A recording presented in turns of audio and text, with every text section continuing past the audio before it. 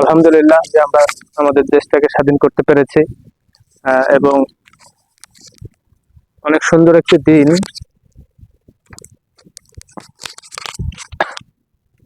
অনেক সুন্দর একটি দিন আজকে মনে হচ্ছে যে একটা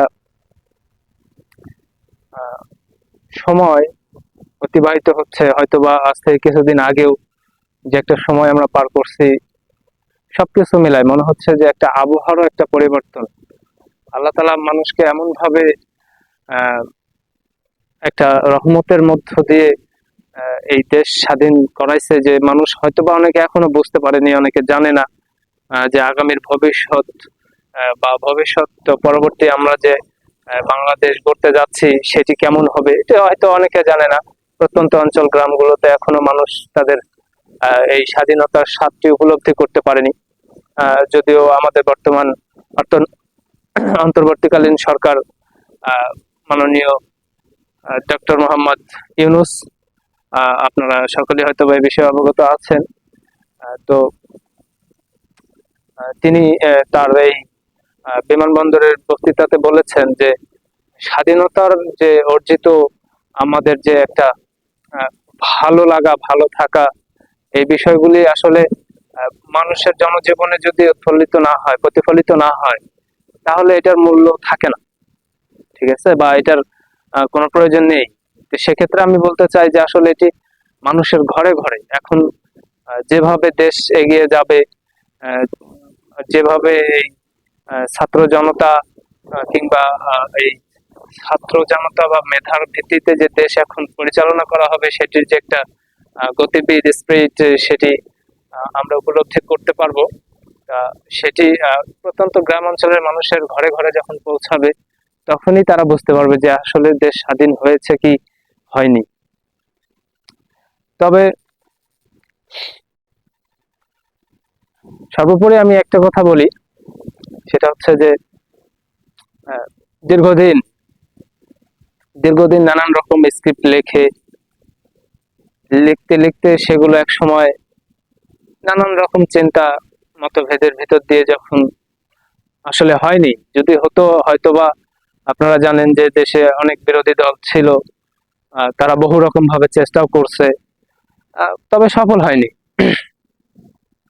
তাদের সফল না হওয়ার পেছনে যেটা ছিল সেটা হচ্ছে একটা ভয়, সত্যিকার অর্থে ভয়। জীবনের ভয় সবাই করে, সবাই করে, সবাই করে, জীবনের ভয় সবাই করে। এই ভয় হইতে মানুষের অনেক কিছু এরকম, হয়তোবা আমরা যে আজকে যে স্বাধীন হয়েছি, সেটি আপনারা জানেন যে আমাদের রংপুরের এই বড় ভাই আবু সাইদ, শহীদ আবু সাইদ, যার এই আত্মত্যাগের বিনিময়ে আমরা আজকের এই দেশ পেয়েছি, এবং তার এই সাহসিকতার ভিতর থেকে মানুষের যে মনোবলের একটা পরিবর্তন ঘটেছে এবং সমগ্র জনতা ফুঁসে ফেঁপে উঠে এই স্বাধীনতা অর্জন করেছে। ঠিক এরকম সাহস দ্বারাই কিন্তু একমাত্র সম্ভব। পৃথিবীর অনেক বড় বড় জিনিস আছে যেগুলো এখনো বাংলাদেশ দেখেনি বা অর্জন করার স্বপ্ন কখনো দেখেনি, ভাবেনি।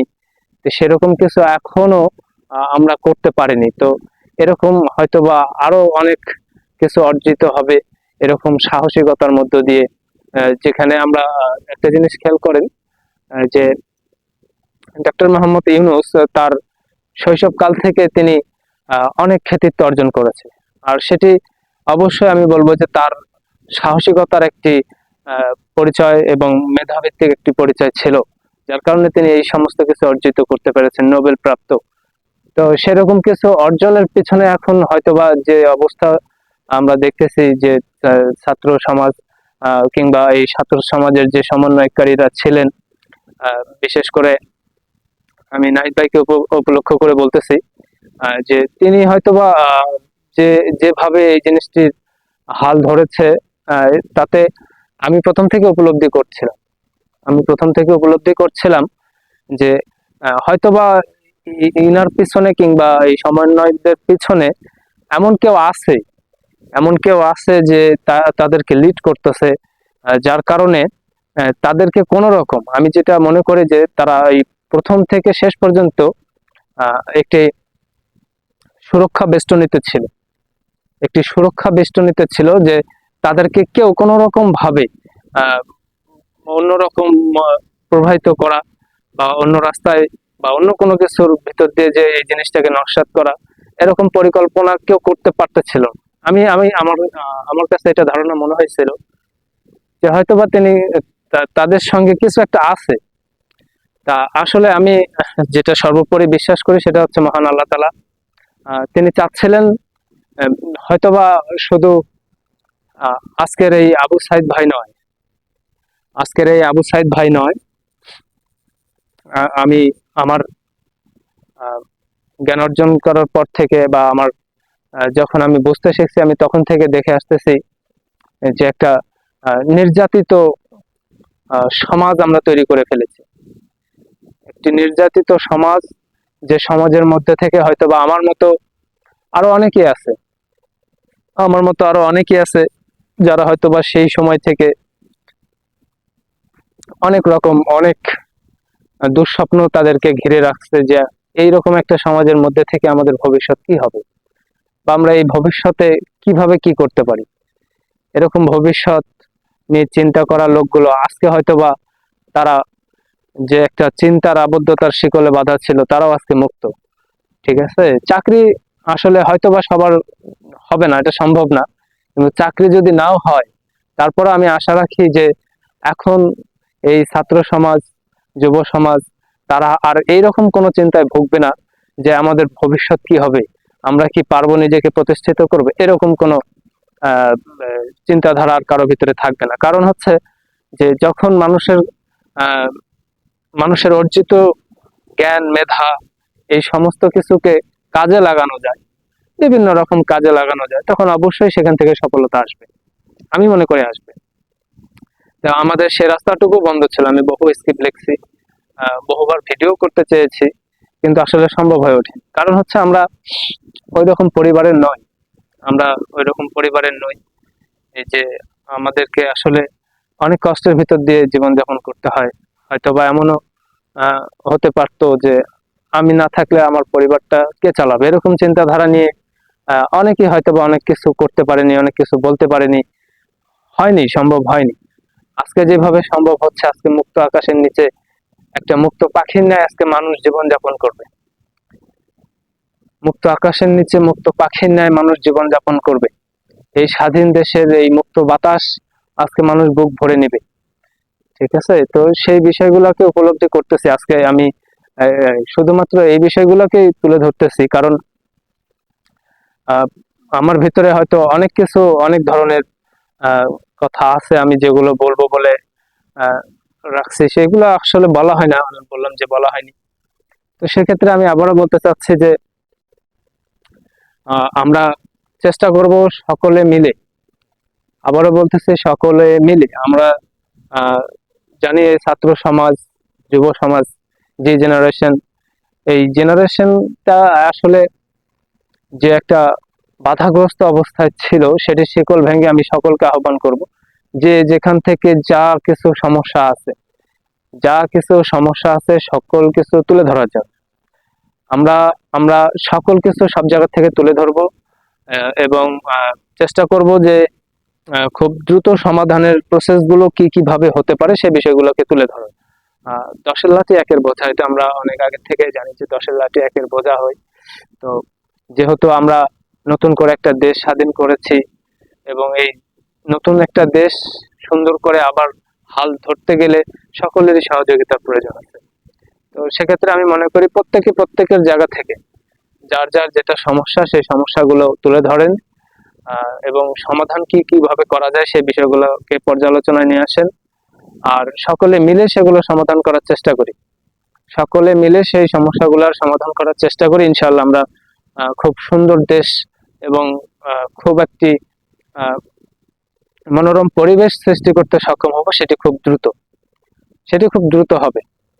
কারণ হচ্ছে সৎ মন মানসিকতা নিয়ে আর সৎ সাহস নিয়ে যেগুলো করা হয়, আমরা দেখেছি যে এই সময়টুকুই দেখি যে 2018 সাল থেকে আমরা এই কোটা সংস্করণ আন্দোলন দেখে আসতেছিলাম এবং এটি বিভিন্ন সময় বিভিন্ন রকম ভাবে বাধাগ্রস্ত হয়েছে, বাধা দেওয়া হয়েছে, তো সেখান থেকে আমরা উপলব্ধি করতেছি যে এই 2024 সনে যে স্বল্প একটা সময় মানুষ হয়তো বা অনেকে বুঝতে পারছে, অনেকে বুঝতে পারেনি যে এখানে কি হচ্ছে, কি হতে যাচ্ছে, কি হবে।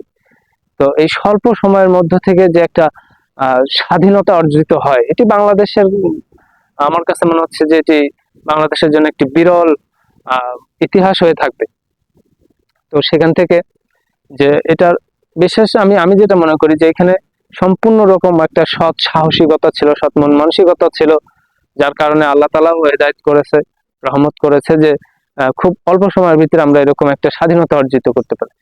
আশা করি এখন ভবিষ্যতের বিষয়গুলো আসলে অনেকে অনেক রকম চিন্তাধারা করে থাকে, স্বাভাবিক।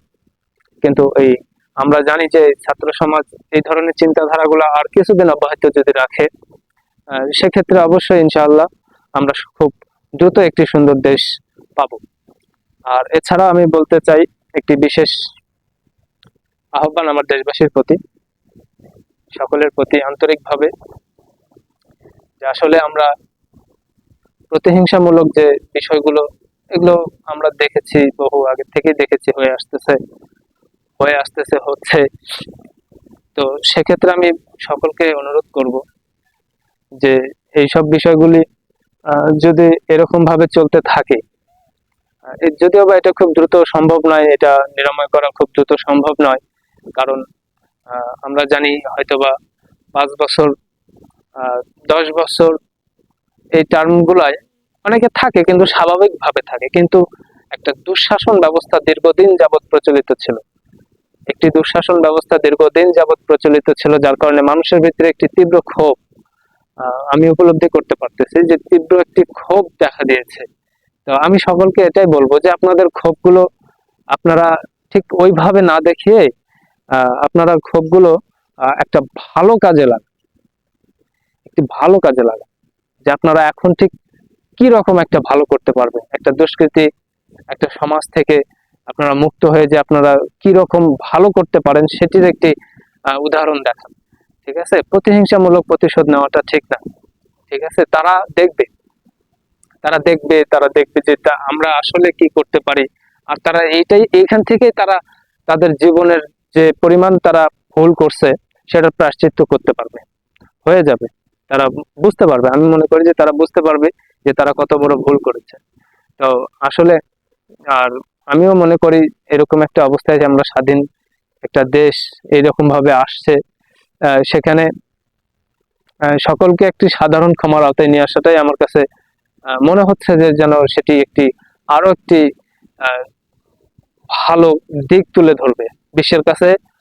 আমি মনে করি যে এটি আরো একটি ভালো দিক তুলে ধরা হবে, যে তারা এরকম একটি স্বৈরাচারী সরকারের কাছ থেকে, এই অবস্থার ভেতর থেকে তারা সকলকে সাধারণ ক্ষমার দৃষ্টিতে দেখেছে, এবং তারা সুন্দর একটি দেশ গড়ার প্রত্যয়ে, অহিংসামূলক একটা দেশ গড়ার প্রত্যয়ে তারা সকলকে সাধারণভাবেই ক্ষমা করে দিয়েছে। কোনো রকম আর এগুলো হামলা করবেন না, কোনো রকম ভাঙচুর করবেন না, আমরা দেশ গড়ব। আর বিচার, এখানকার বিচার এটি খুবই খুবই আমার কাছে তুচ্ছ মনে হয়। আপনি যেটাই শাস্তি দেন আর যেভাবেই শাস্তি দেন, এটা খুবই তুচ্ছ। বিচার যেখানে হবে সেটা হচ্ছে হাসরের ময়দানের বিচার। সে বিচারের জন্য সকলকে আহ কঠিনভাবে আমাদেরকে প্রতিজ্ঞাবদ্ধ হতে হবে যে আমরা বিচার, সেই বিচারে যেন আমরা সকলেই সুন্দর একটি ফল পাই, সেদিকে আমাদেরকে যেতে হবে। এইখানকার এই বিচার আর এই শাসন ব্যবস্থা এখানে হতে পারতো, যদি এরকম হতে পারতো শাসন ব্যবস্থা, আমরা ইসলামিক শাসন ব্যবস্থার আওতাধীন চলে আসি, সেক্ষেত্রে হয়তো বা দেখা যাবে যে আমরা বিভিন্ন রকম অনেক সুবিধা আমরা পাবো। যদিও বা এটা তাৎক্ষণিক করা সম্ভব না, কারণ আমরা জানি যে আমরা একটি বিশাল আকারের অর্থব্যস্ততার ভিতরে আছি।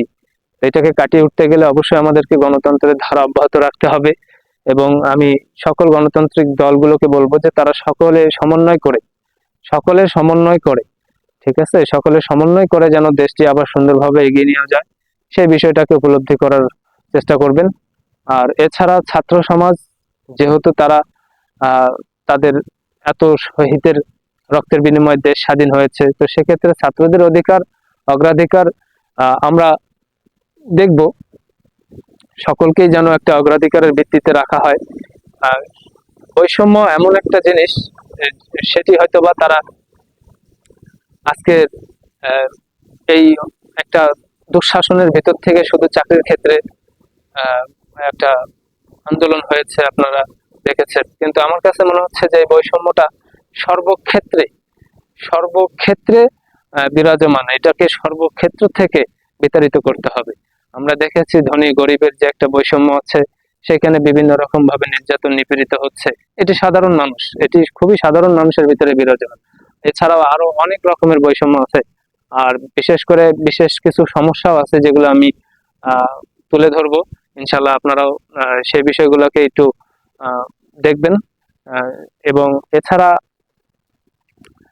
এখন বর্তমান আমাদের যেটি করণীয় সেটি হচ্ছে যে আজকে হয়তোবা আমাদের অন্তর্বর্তীকালীন সরকার মাননীয় ডক্টর মোহাম্মদ ইউনূস তিনি শপথ গ্রহণ করবেন রাত্রি 8টার দিকে। তো সেখানে আমরা আশা করি যে তার শপথ গ্রহণের ভিতর থেকেই কালকের একটি নতুন সূর্য উদয় হবে, যেখানে সকলে একসঙ্গে কাঁধে কাঁধ মিলিয়ে আমরা আমাদের নতুন দেশ গড়ার প্রত্যয়ে জীবন পরিচালনা শুরু করব, সংগ্রাম শুরু করব। এই বলে আমি আমার বক্তব্য শেষ করতেছি। সকলকে ধন্যবাদ। আসসালামু আলাইকুম।